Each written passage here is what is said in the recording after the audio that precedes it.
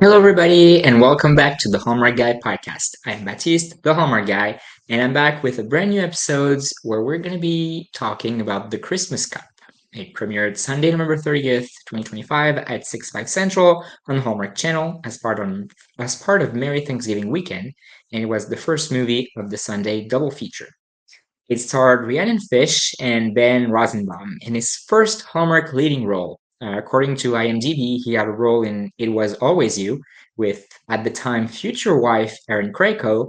And of course, he has a recurring role with now wife Erin Krakow on When Calls the Heart. Um, to be honest, I watched It Was Always You this year. Uh, I would think it was too focused on Tyler and Aaron to remember anyone else in the movie. I know there are other people who played them. I have no idea. I don't remember faces from the movie. I think just too mesmerized by Aaron and Tyler. It was an amazing movie, and I'm sure he did good on it. And I met Rhiannon Fish this past weekend at the first weekend of the Hallmark Cruises experience, and she is a sweetheart. I asked her if we could take a picture. She was immediately yes, so excited. And I actually posted the picture on my Instagram at the Hallmark Guy Podcast. Go give it a follow. And she liked the picture and even commented, said like "love you" with her heart. She, seeing her excitement at the experience when I saw her get on stage to light the tree, the two times I saw her do it, was really contagious. I mean, I was excited to be there, of course, but it was really heartwarming to see how excited she was. And then at the end of the weekend, she posted a really heartwarming, really lovely video, thanking people. She was getting emotional, and that made me love her even more. So I was really excited to watch that movie. I like the idea. It reminded me of the movie from people that are now on Hallmark, but they did for another, well, at least one of them is on Hallmark.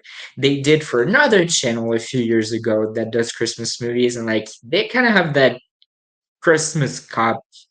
But I don't think it was between two towns though. But it seemed like also though pretty standard plot, but I was really excited about because I just love a small town and like it seems really fun. So without further ado, let's get into the movie. So we start the movie with the aerial shot of the same town that we see at this point in every Christmas movie, whether it is day shot or a night shot. Maybe that is Hallmark saying these movies all take place in the same city, or and no, because we get different cities anytime. Or maybe once the movie ends, it just destroys, like it's in another universe. But we get, I think we have that shot for the past, it's the third Christmas probably where we're getting that shot in like more than 50% of the movies. I I was gonna say I don't mind it. I kind of do because I'm like, like show us another town. It's weird for us people who watch them all, but it's also funny and it's a nice shot. I'll just say that. Um. Anyway, Kelly Brent comes back to her hometown after being medically discharged from the Marines. Her brother Mick, who is starting to be an internet sensation, is picking her up from the bus station. Sorry about that. With his daughter Mick. Kelly is going through rehab following a knee injury and has just filed a reinstatement papers. Her brother thought that she was done with the Marines, but she's not. Mick is Longleaf's captain for the Christmas Cup against the neighboring town of Bridgeport this year, but Kelly says it is best if she just cheers from the sideline because she does not know how long she will be home. Mick is going to try to give their dad one final win before his term as mayor ends. When they get home, Kelly is surprised with a welcome party, and while dancing, she bumps into Quinn Stanton, the acting captain of Bridgeport Fire. Bridgeport's mayor shows up uninvited and is trying to shut down the party because there are too many people. That is when Mick tells Kelly that Longleaf and Bridgeport now share police, fire, and schools, and since the town voted to share services, so it is cheaper. But they still want their identity, so one firehouse and two mayors. She orders Quinn to shut down the party. The next day, they learn that two people from the team quit and they need five people to compete, so they're down to two. One of the members left is the over-enthusiast Starla, played by When Calls the Heart, Jada Lily Miller. And you will see that this is not the last When Calls the Heart connection with Ben on that movie. And Starla's dream is to go on Broadway. Another member is Duke, a player with, from what I guess, is the high school football team who needs community service hours, but he does not want to be there. Kelly asks Mick where his backups are, but he did not recruit any. So they call it a day. Kelly recruits her friend for the trivia part and tells her brother that he has a culinary channel, so he should be the ingredient tasting guy for the competition. And but since he is the coach, he cannot compete. He asks Kelly to take over, but she refuses because the last time she was a leader, it did not go great. But after some begging and friendly provocation from the Bridgeport captain slash mayor, she agrees. Kelly's mom was the last long-lived captain to win the Christmas Cup, and Kelly and her niece Kip see Quinn at the fire station, and he tells them that when he first moved there, he was Team Bridgeport, but now that he is fire captain of both towns, it's a little more unclear. The cup is kept at the fire station because it is neutral. Before she leaves, she realizes that Quinn was in the army, and she tells him he owes her one for shutting down her party, and tells him to meet her the next day. The next day, at the team meeting, Kelly is startled after a conversation with her best friend Bree, where she realized she might never go back to the Marines, and also the pressure of being captain. So she goes outside to take a breath, and that is when Quinn arrives, and she asks for his help motivate the team, but he says he is neutral, so he cannot. But Kelly convinces him by saying he would just be helping a fellow service member. His first advice is that she needs to be staff sergeant rank. So she comes back in Marine like. The Christmas Cup started years ago when a decoration war started between the two towns. So residents started the Christmas Day games to remind them of what truly matters. At the end of the day, Quinn takes Kelly on a tour of the fire station where his colleague tells her that Quinn has been talking about her a lot since the party. Quinn tells her he found a family here after being discharged from the army. Firefighting gave him a second purpose. He then takes her to decorate a senior citizen's house to thank them for their work. They go to the house of her sixth grade English teacher, who is really surprised by the decorations and recognizes her. Later, Quinn walks Kelly home and asks how civilian life is treating her, and she says that returning home feels like returning to a life that has moved on without her. He tells her that it can be lonely, but that days like today help too. The next day, while practicing, they realize there's still a lot of work to do. Quinn drives Kelly home, and her dad invites him for dinner.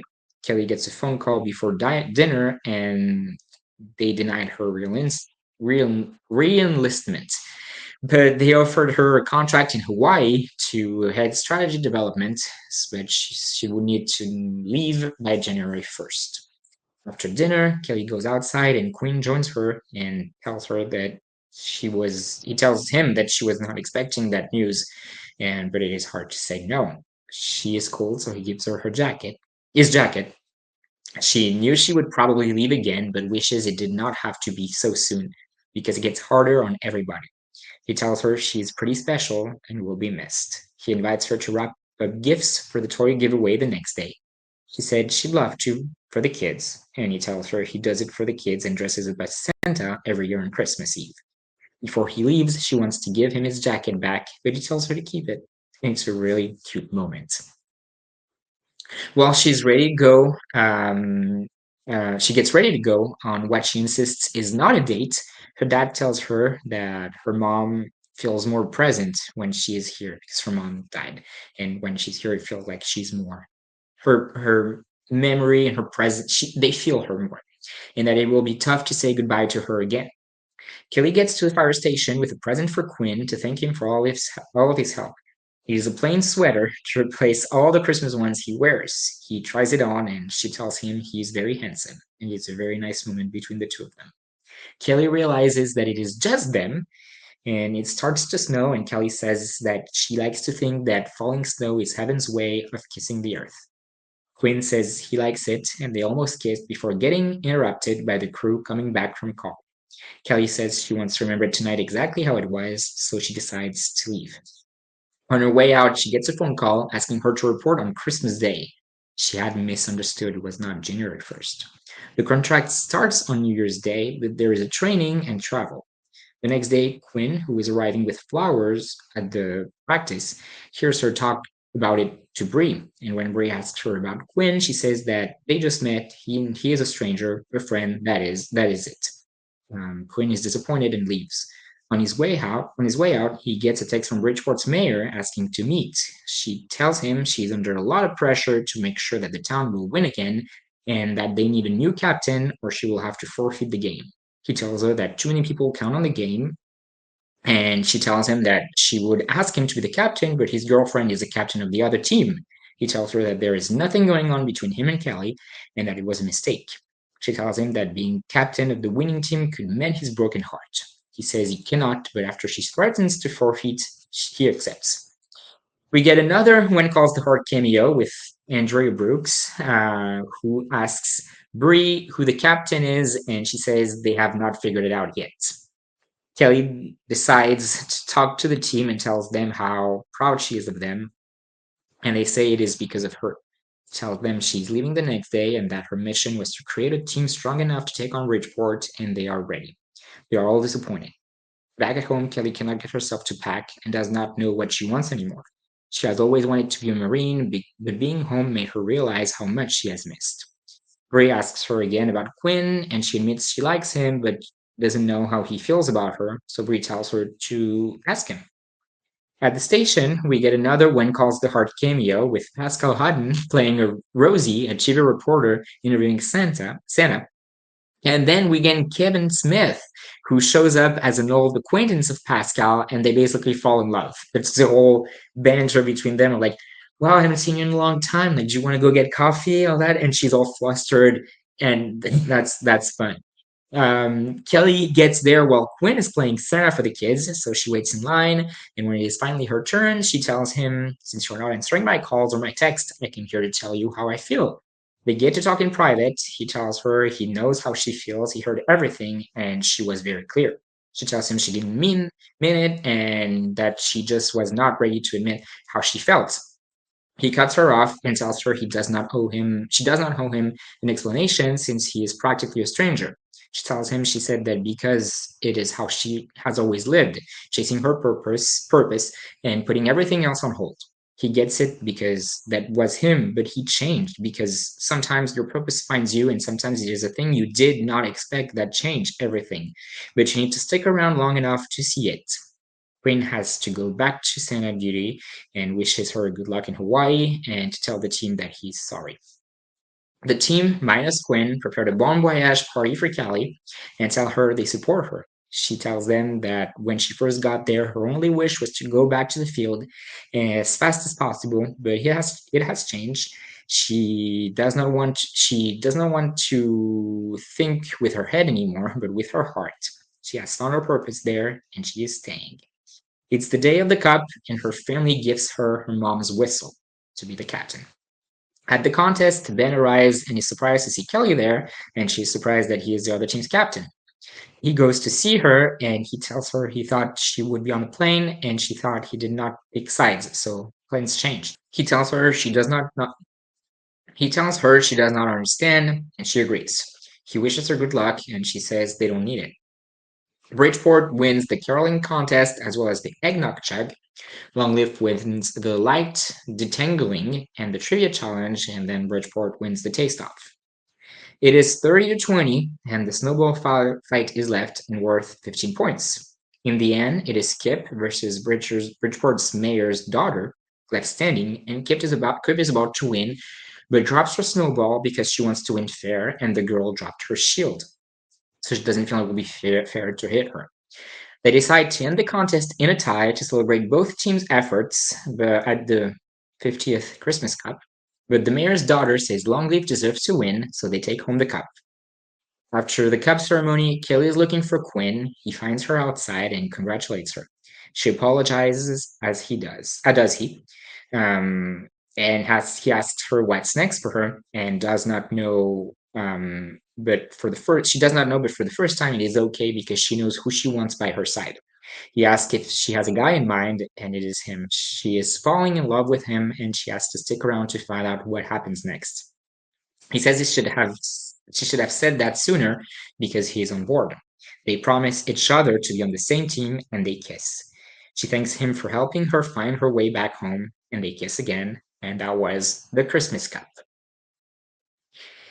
You know, getting into this movie when you know it is the 6 5 Central movie, so meaning I have two approaches for 6 5 Central movie, two ways of looking at it. It's either we're not believing in it enough to put it at 8 7 Central, or like we're promoting it most like we're putting it on huge weekend.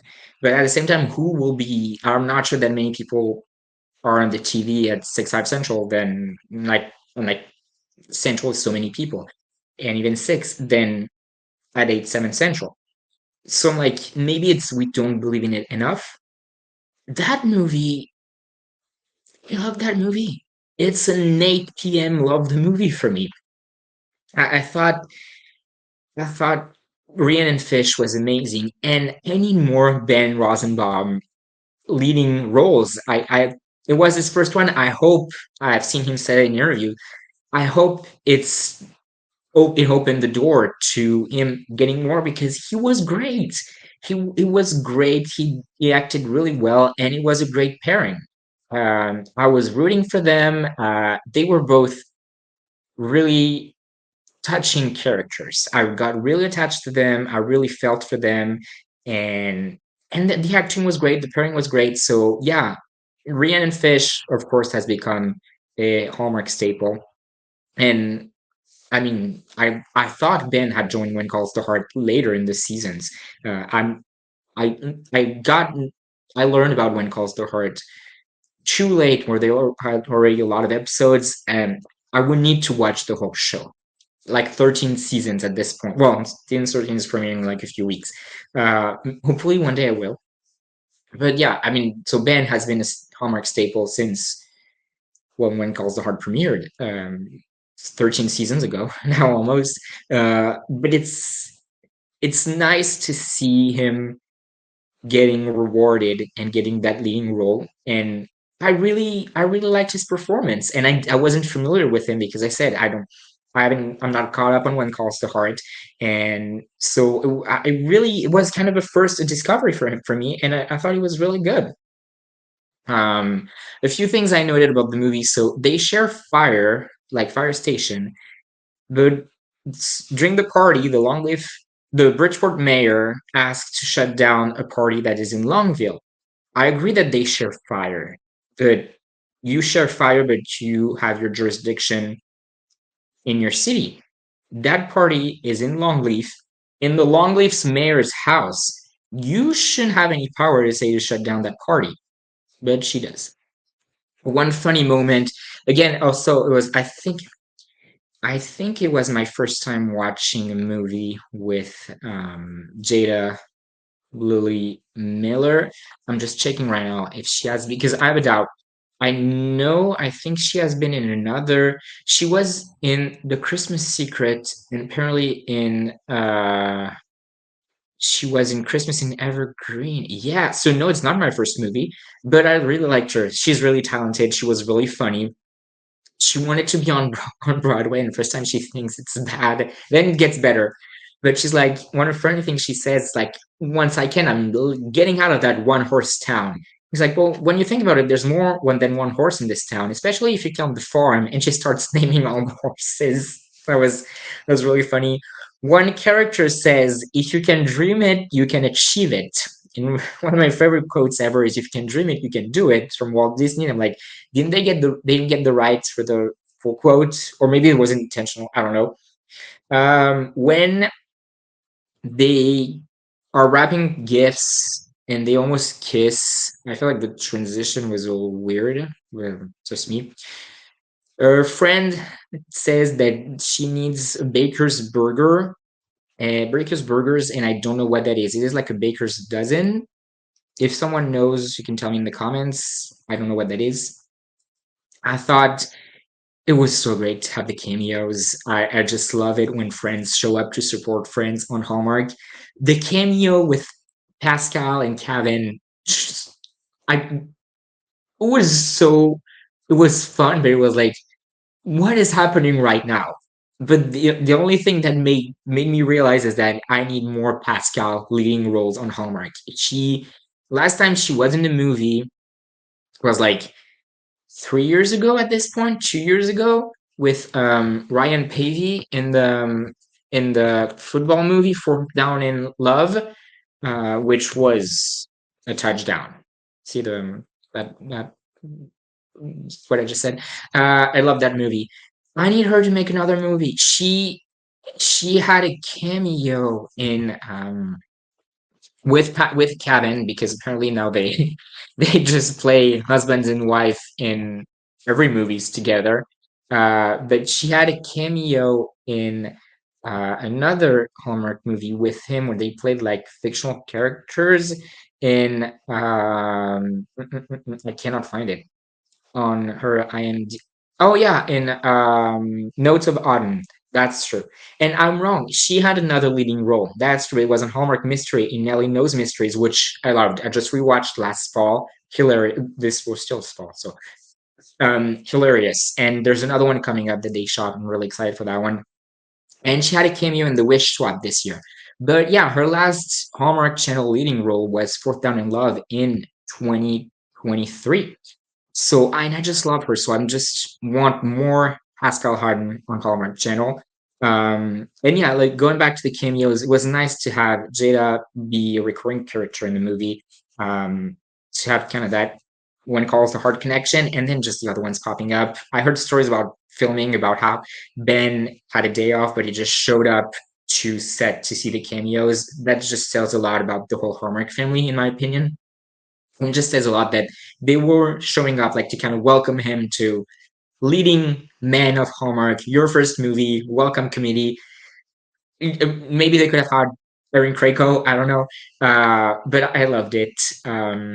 One thing though, when Ben joins the Bridgeport and he said he's not picking a side, but like he joins them, he knows all the strategies from the other team. And another thing, he said I'm not picking a side. By motivating them and being at the practice, you kind of are. So yeah, at the contest when they put the points on the board, so they had 0 and 0, and then they put it a 10 and then a 20. And then when he put the 20, he took the 10 out but left the 0. And like, why do that? That annoyed me. um the movie was clearly shot in the summer. You could see that. I don't mind.